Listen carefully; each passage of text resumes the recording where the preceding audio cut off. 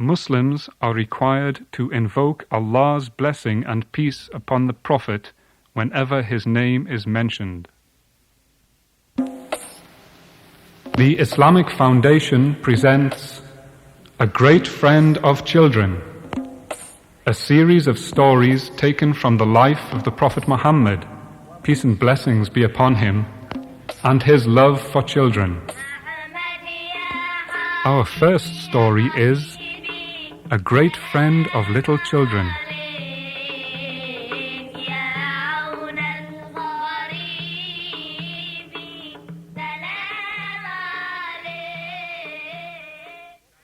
The Prophet Muhammad, peace be upon him, was a very great man. He was also a very busy man, for it was his great task to guide his people so that they were sure to follow the way of God. There was so much for the Prophet to do, and so much time which he had to spend teaching his people, giving them advice, or making decisions when they came to him for judgment in some dispute. But the Prophet was never too busy to give some of his time to children, to make friends with them, and to show how much he loved them. So even though he was the greatest man his people had ever known, anyone could call upon him for help and advice at any hour of the day. The Prophet always managed to find time to tell stories to children, to give them presents, or simply to talk with them. On some occasions, the Prophet showed great favor towards small children. One of these lucky children was a small boy called Jabir bin Sumra. One day, Jabir went to a mosque where the Prophet was praying and said his prayers with him. The Prophet noticed Jabir. When the prayers were finished and the Prophet left the mosque to go home, he let Jabir accompany him. As they walked through the streets, other children saw them. Very soon, a large crowd ran towards the Prophet to join Jabir at his side. They were still a little distance away when the Prophet saw them approaching. He stopped and waited until they had reached him. Children were very pleased. They were even more delighted when the Prophet began chatting and talking to them. Then he kissed them all, one by one. Of course, little Jabir got a kiss too, and like the others, he went off home a very happy little boy. So it is easy to understand why children loved the blessed Prophet so much. It was because he was so kind and generous to them. This was a wonderful thing, for great and busy men are often far too occupied to bother about spending time with children. It was especially wonderful because the Prophet bore enormous responsibilities.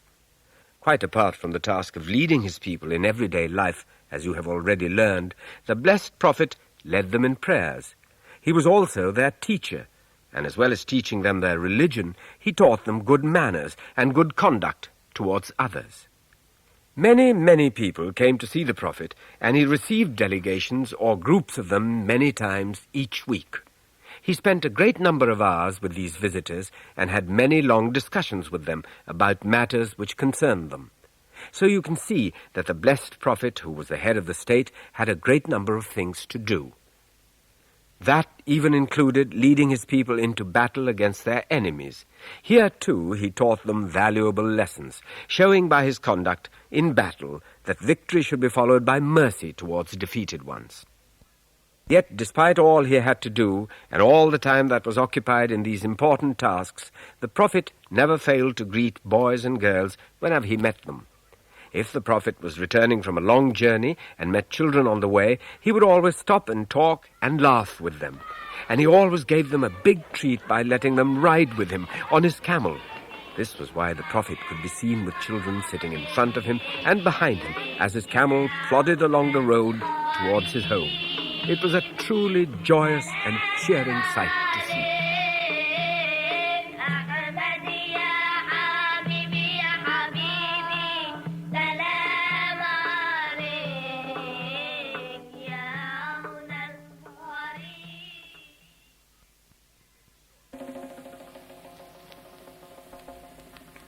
Our second story is Children of Medina Welcome the Prophet.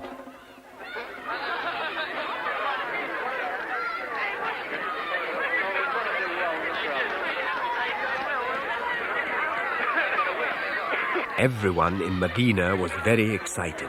Muslims were laughing and chatting in the streets. All the children were happy and were busy practicing their songs of welcome. Everybody was making preparations and getting out his best clothes to wear when the great day arrived.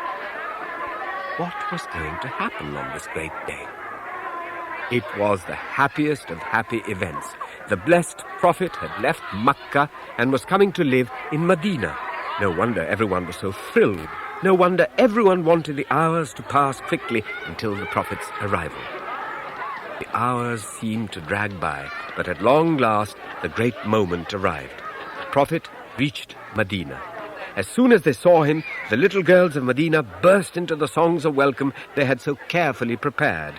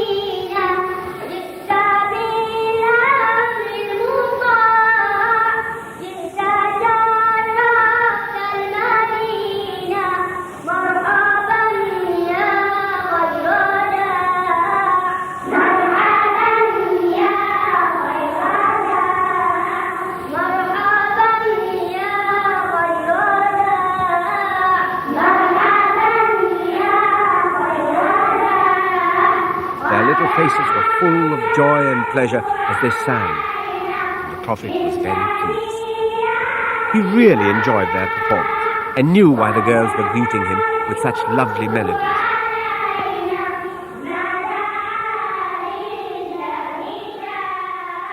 "Do you love me?"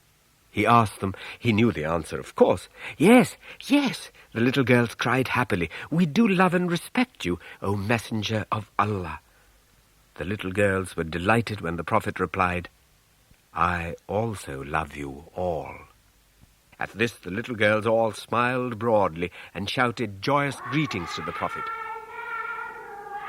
What a wonderful day it was, the day the Prophet came to Madinah.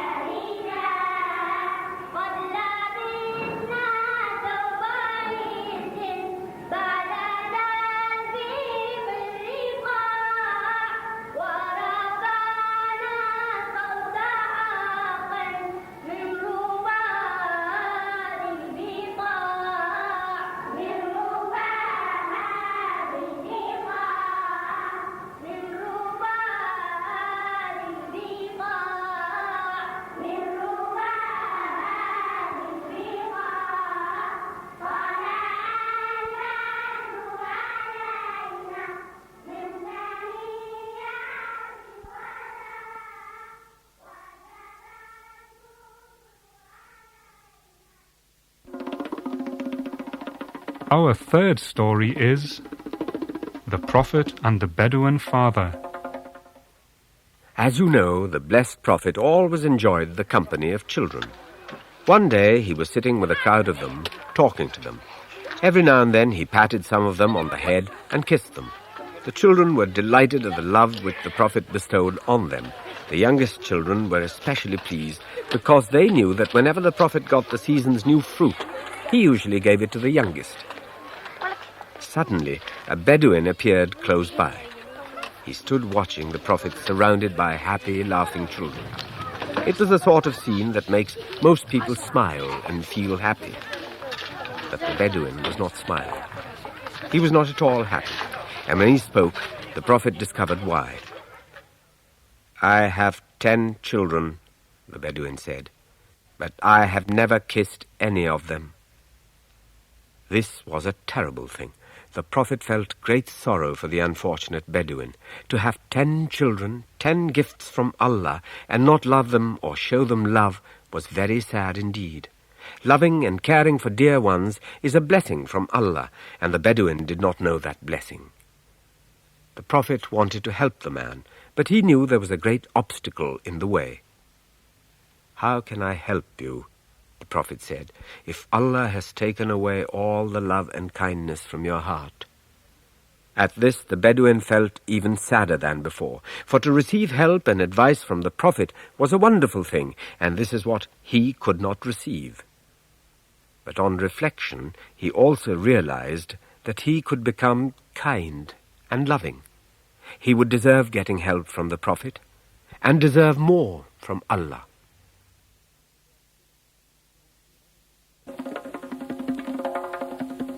Our fourth story is a surprise for Khalid. It was a great day for Khalid when her father told her that he was going to take her to see the great Prophet Muhammad.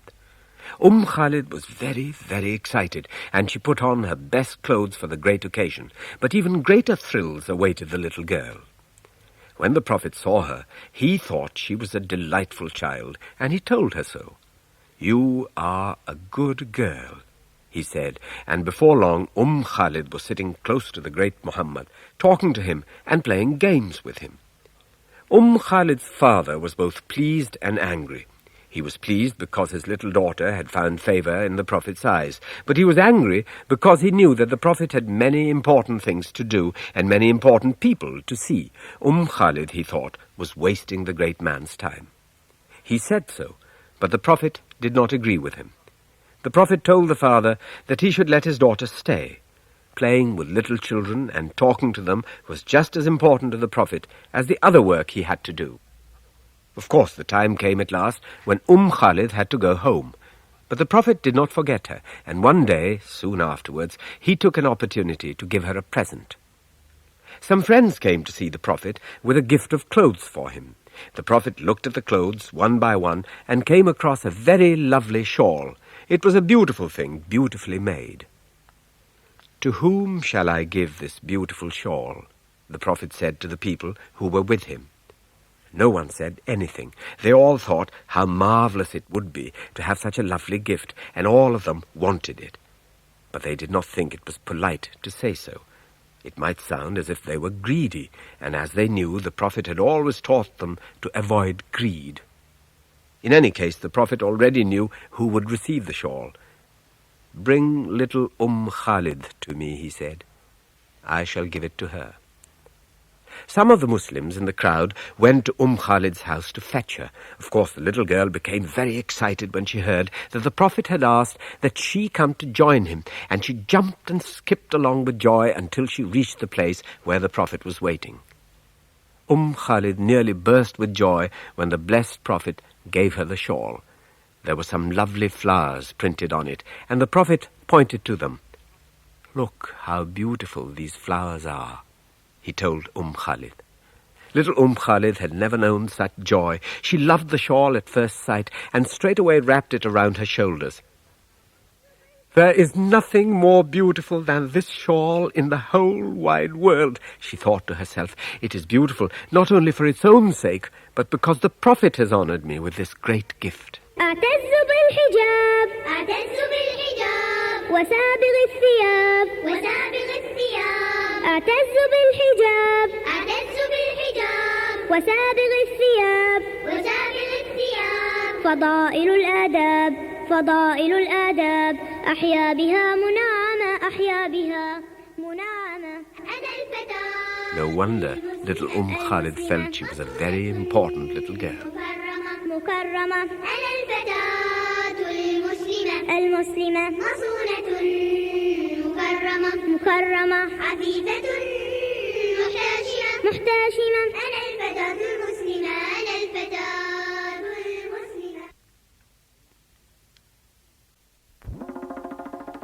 Our fifth story is The Boy Who Threw Stones at Trees. There was a little boy in Madinah who was a good boy, except for one very bad habit. He used to throw stones at trees, and what is more, he enjoyed doing it. One day the boy went into an oasis that lay outside Madinah. he found date trees growing in the cool, shady oasis, and as soon as he saw them, he picked up some stones and started throwing them. The stones hit the palm trees, and the dates fell down into the sand. After a while, the boy stopped throwing stones and started doing something else he enjoyed very much. That was eating the dates which he had knocked down from the trees. The dates tasted delicious, and the boy ate them all, giving no thought at all to the damage he might have caused the trees. He did not think either about the owners of the trees. They became very angry when they found out what the boy had done. The owners of the trees knew that the boy would come back to the oasis to throw more stones and eat more dates as they fell to the ground, so they lay in wait for him. Sure enough, the boy arrived, threw stones at the trees, and then gathered up the dates that had fallen down.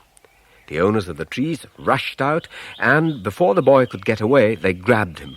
The boy was very frightened and alarmed, but however hard he struggled and however loudly he yelled, he could not escape from the grasp of the men who had caught him. The men took the boy to the Prophet and told him what the boy had done. The boy stood before the Prophet, feeling very frightened. He was certain the Prophet would be angry with him. But the Prophet spoke to him in a quiet, soft voice that had no anger in it. "Why do you throw stones at the trees?" the Prophet wanted to know.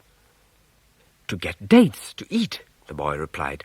"If I don't make dates fall from the trees, how am I going to eat them?" This reply showed that the boy was only a child who did not understand a great deal and had a lot to learn in life. The Prophet realized this at once. He realized, too, that the boy had not been wicked, but just foolish and a little stupid. So the Prophet patted the boy on the head to calm his fears and spoke kindly to him. "Don't throw stones at the trees," he said to the boy, "for if the trees are damaged, they will not bring forth new fruit. Eat of the dates that have already fallen to the ground." Then the Prophet blessed the boy and prayed that he would soon gain wisdom and be more sensible in the future. The boy learned a great lesson that day. He learned that in order to get dates, he did not have to damage the trees. The trees would give him their dates by letting them fall to the ground on their own, when they were ripe. So the boy went away much wiser than before. He was also much happier because he had seen how the Prophet loved him, as he loved and was kind to all children.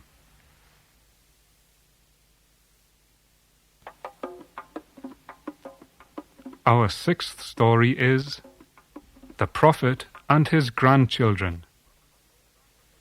One day there was a great gathering in the Prophet's mosque where the Prophet was telling the people about Allah and the wonderful ways of Allah.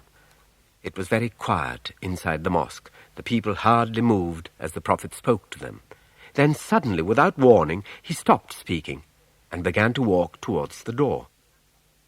The people were surprised and puzzled. Where could the Prophet be going so suddenly? It seemed strange, but it did not remain a mystery for long.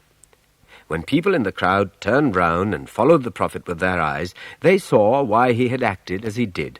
2 children, smartly dressed in red shirts, were walking towards the mosque, and as the Prophet had been speaking, he had seen them through the door. The Prophet loved all children, of course, but these were 2 very, very special children as far as he was concerned. They were his grandsons, Hassan and Hussein, the sons of the beloved daughter of the Prophet, Fatima, and her husband Ali, the 4th Caliph. Naturally, the Prophet loved the 2 boys very much, and they, in their turn, loved him. When Hassan and Hussein saw their beloved grandpa, they smiled widely and started to run towards him with their arms outstretched to embrace him. The Prophet was delighted to see them and brought them back into the mosque, where he told them to sit down beside him. Then the Prophet resumed talking, and the crowd in the mosque fell silent again as they listened to the words of Allah's great messenger. Naturally, the Prophet was a frequent visitor at the house of his daughter, Fatima. He loved to be with Hassan and Hussein, but he became very distressed when he saw either of the boys unhappy or crying. When this happened, the Prophet would call to his daughter and tell her to leave whatever she was doing to attend to the children. This was because the Prophet thought that nothing could be so important that it should come before a child who needed comfort. This applied even to prayers in the mosque. Often mothers would bring their children to the mosque when they came to pray there. It was not always a good idea. Small children quickly became very impatient, and because they were too young to understand what an important place a mosque was, they used to cry and make a fuss while prayers were going on. Their mothers did not like this, but neither did they like to interrupt their prayers to attend to their crying children. Perhaps they hoped the child would get tired and stop crying. The Prophet, however, hated to hear children crying, and whenever this happened during prayers, he would make the prayers shorter so that the mothers could comfort their children without too much delay. Hassan and Hussein sat very quietly as their grandfather spoke. They were good boys and knew that the mosque was a very special place, a place of prayer. Even so, the boys also knew that they did not have to be solemn and serious all the time they were in the mosque. Their grandfather had showed them this one day when they were with him as he led the prayers. The prayers were proceeding inside the mosque, and the Prophet put his head to the ground, as is done in daily prayers. Straight away, one of his grandsons climbed onto his back. Minutes passed, and the little boy sat there enjoying himself, riding on his grandfather's back. It seemed a long time before the little boy climbed down, and the Prophet was able to raise his head again and continue his prayers. The people in the mosque were very puzzled and curious by this event. When prayers were finished, they decided to ask the Prophet for an explanation. "O Messenger of Allah," they said, "you kept your head on the ground for such a long time. Was this because you received a revelation or a message from God?" "Oh, no," the Prophet replied. It was for this grandson of mine who was riding on my back. I did not want to spoil his game by rising too soon." The people were charmed by this answer, for it showed how greatly the Prophet loved his grandsons and how much he thought about their happiness and well-being.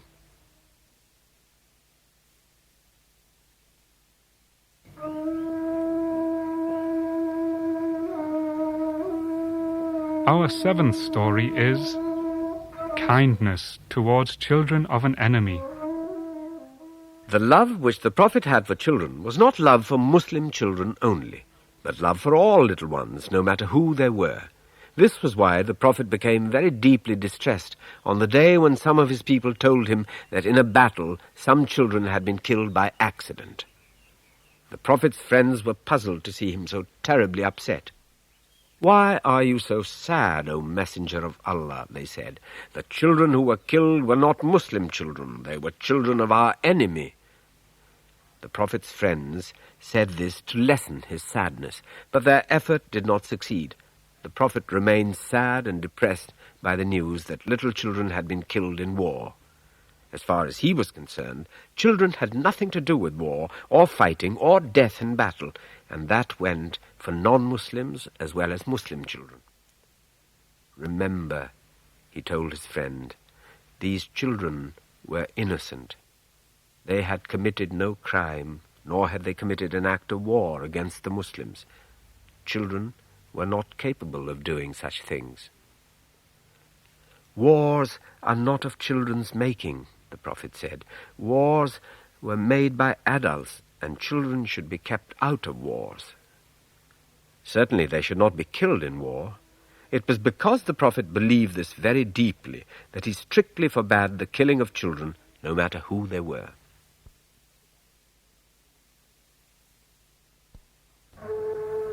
Our last story is the day the Prophet wept. Before the time when the Prophet Muhammad began to preach the word and the ways of Allah, there were many Arabs who preferred their sons to their daughters. Sons were strong. They could work hard. They could bring great benefits to their parents and their family. But daughters, being girls, were weak, or so the Arabs thought. Not only that, girls were a nuisance and were a burden and an expense on a family. Many Arab fathers had no use for girls, and when a daughter was born to them instead of a son, they did not feel at all pleased. Some of them got very angry at the birth of a girl and buried her alive. Fortunately, though, not many Arab fathers were like the man who went to the Prophet and confessed to a truly terrible crime. This man had once been an idol worshipper, like all the Arabs, before the blessed Muhammad came among them and showed them the holy way of Islam. Before he became a Muslim, the Arab had had a daughter, a sweet little girl, who loved her father and was always hugging and kissing him. Whenever her father called, this little girl came running towards him, always ready to show her love. One day, the Arab called to her, and of course she ran to his side. He took her for a long walk, and the girl skipped and hopped happily beside her father as they went along. The poor little thing never guessed what a dreadful fate lay ahead of her. Before long, the father and his daughter came to a well. Suddenly, without warning, he grabbed her, lifted her up, and threw her down the well.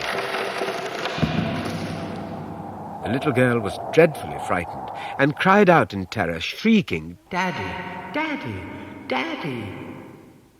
But the father refused to listen to her pleas and her cries for help. Instead, he threw a load of earth down the well to bury his daughter. And then he went home and left her to die. It was a heart-rending story. The father was full of remorse and guilt for the dreadful murder he had committed, but the deed was done. Nothing could bring the little girl back to life. Her father would have to suffer his guilt for the rest of his life. Naturally, the Prophet was appalled when he heard what the father had done. His heart ached with sorrow. Tears welled up in his eyes and spilled down his face and into his beard. The Prophet wept so much that his face and beard became very wet, and the hairs on his beard were all straggly with water. When his friends saw the Prophet weep like this, they became very unhappy and felt their eyes, too, fill with tears. All the same, they knew it was right for the Prophet to shed so many tears for the poor little girl who had died such a terrible death. For had he not taught his people that they should love all children, both boys and girls? Had he not said, Allah loves he who loves and looks after his family, especially the girls? And was the Prophet not the greatest friend the children of the world have ever had?